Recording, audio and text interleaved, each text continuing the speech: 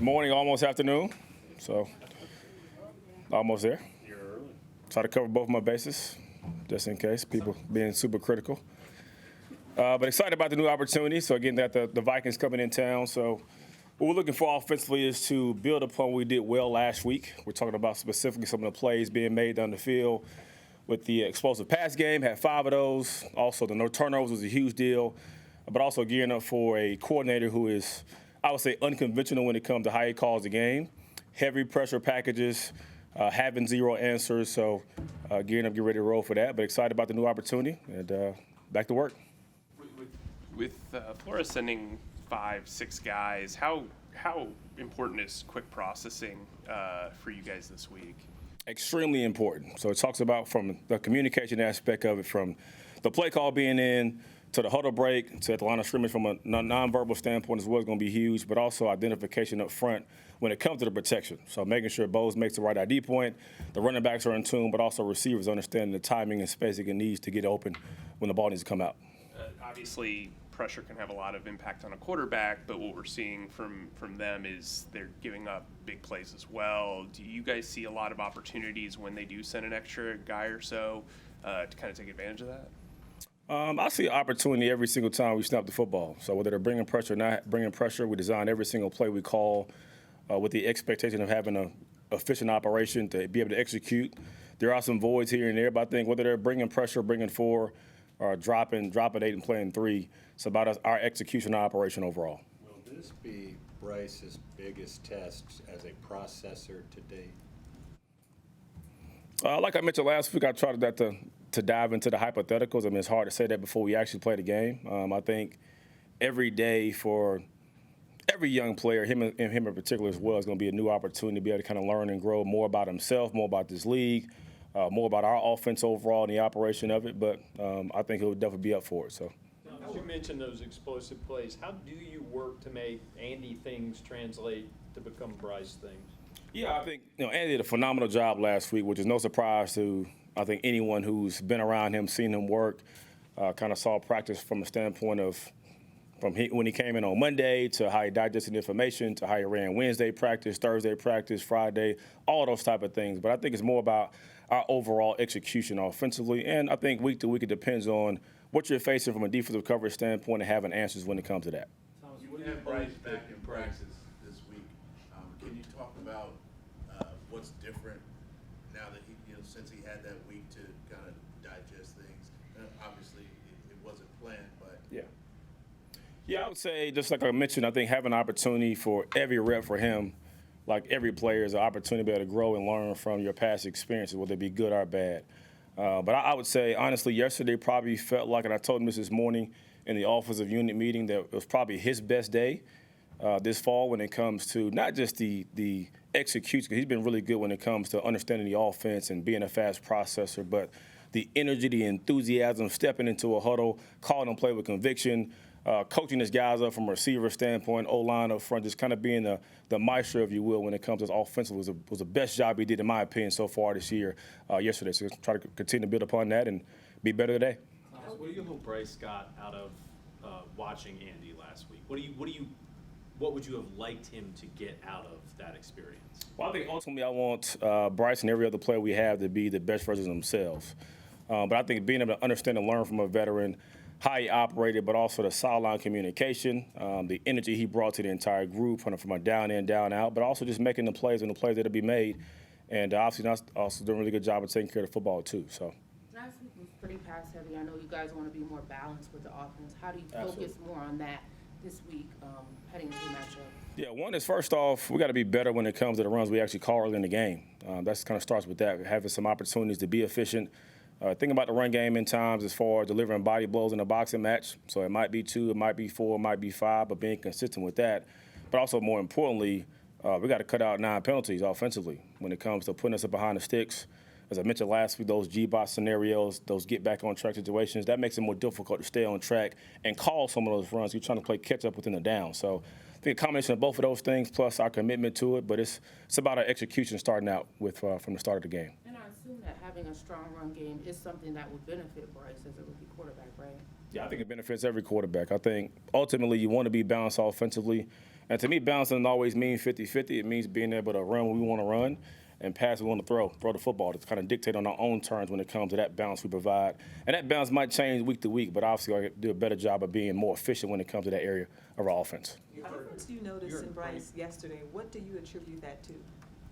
Say it one more time, I'm The sorry. difference that you noticed with Bryce yesterday? Yeah, I think this is overall growth and experience in general. I think, again, I mentioned before, we have a lot of positive voices. Leaders are part of our entire football team, but also on offense. But every team I've been a part of that's been a good football team is player-led. So having a chance, like I mentioned before, just Andy's influence in that room, his experience, but also him trying to, obviously give Bryce room to kind of grow into his own, but also giving him positive feedback. And last week, just being able to just show him. And sometimes it's better to be able to just have the experience and the opportunity to watch somebody else do it, but put his own spin on it and be the best version of himself. How would you describe Bryce's first month in the NFL? How would I describe it? I think for all of us in general, it's been some highs and some lows. I think from a standpoint of we always can be unrealistic, I would say, especially me in particular from a coaching standpoint of what the level of expectation is. But I think as far as how he's handled the first ops from back in OTAs to handling adversity from the get-go, I think it's been really good so far. I wanted to ask you, you heard how Frank talked about the other day about why he got away from the running game last week. So when that, how's that dynamic work? Because I know you had more of a specialty with the running game, I guess. So how did that work? Was there a point you tried to rein him back in and say we need to run, or did you kind of agree with why he got away from it? Yeah, I think it's about trying to find the best ways for us to win the football game. And I think just from a coordinator standpoint, my focus is going to be try to be an expert in all aspects of the offensive, whether it becomes the run game, protection, drop back pass game, quick game, and screens as well. But it's about our continued dialogue and working together, but also giving feedback on a down-to-down basis. You mentioned Bryce bringing the energy yesterday. Is that something over this first few months that you wanted to see a little more of out of him?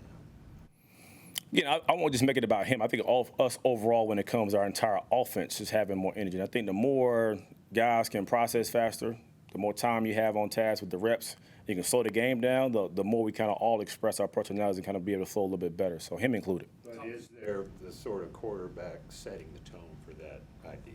Yeah, I think it starts with no matter who your quarterback is, how you step into a huddle, how you deliver a play, looking guys in the eyes, having great communication, and just the urgency you bring is not to raise everybody else's level as well. Thomas, you had the season high 10 different guys get targeted, but that came with 58 throws, obviously. How do you get the tight end position more involved early, and what are you seeing from defenses that have maybe adjusted your plans at that position? I won't say it's adjusted our plans at all. I think it's all based off of, again, who you're playing, what they're playing coverage-wise, but also who's open and available. I think when you talk about attacking a defense from a pass game standpoint, we'll have specific plans week to week when it comes to attacking, single high man, whether it be single high zone, whether it be what we call 99 cover 33 week or 3 deep zones, or even from a 2 high shell standpoint. So it's more based off of the pure progression from a quarterback standpoint and guys getting open the rhythm and timing of a play. The reason why to follow up on that, the reason why I ask is because you played 2 pretty different defenses the last 2 weeks, and Hayden Hurst and the tight ends weren't targeted in the first half of either of those games. That's particularly why I'm asking. Yeah, I think it's more based on just the overall game plan and what they're presenting defensively. And we'll have a brand new opponent this week, which would be totally different than everybody we played before. So just trying to prepare for that and put our guys in the best spot to have success. Coach, regarding the running game, how's Terry Cohen's comeback going, and do you see a rotational role for him going forward?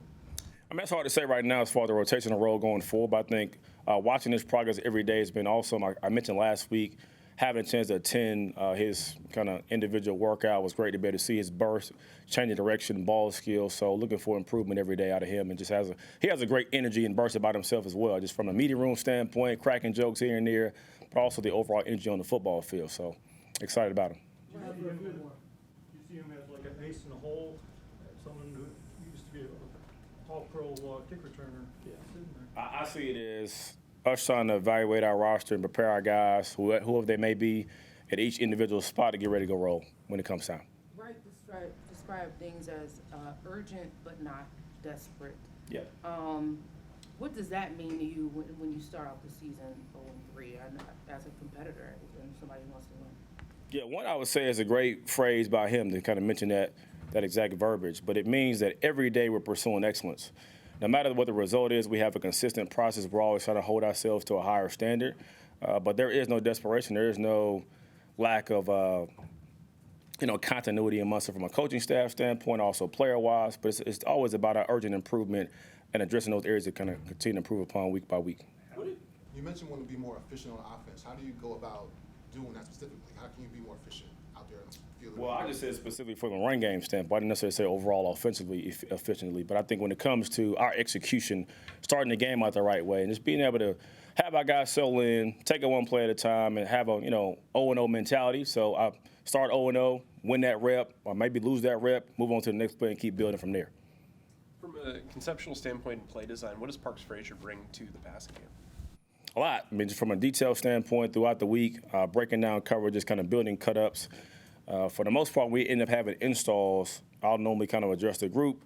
I'll handle kind of the bulk of the picture install standpoint when it comes to the plays, and he'll always have like a coverage tape to kind of go through and explain the details from a player standpoint of why we have specific plays in, how we attack coverages, how those guys play from a defensive standpoint. So obviously definitely heavily involved by him. How has Be the last one. all the kind of ins and outs of the offensive line with the injuries, how has that affected the production, pass game and run game? I would say that would be a convenient excuse to make. I think depending on week to week who we have up, our job as coaches to get those guys ready to go play. From a coaching standpoint, it's their job to kind of be a pro and play when it's time to go play. So that's what I would say to that. All right, thanks, Coach. Thank y'all. Always great to see you.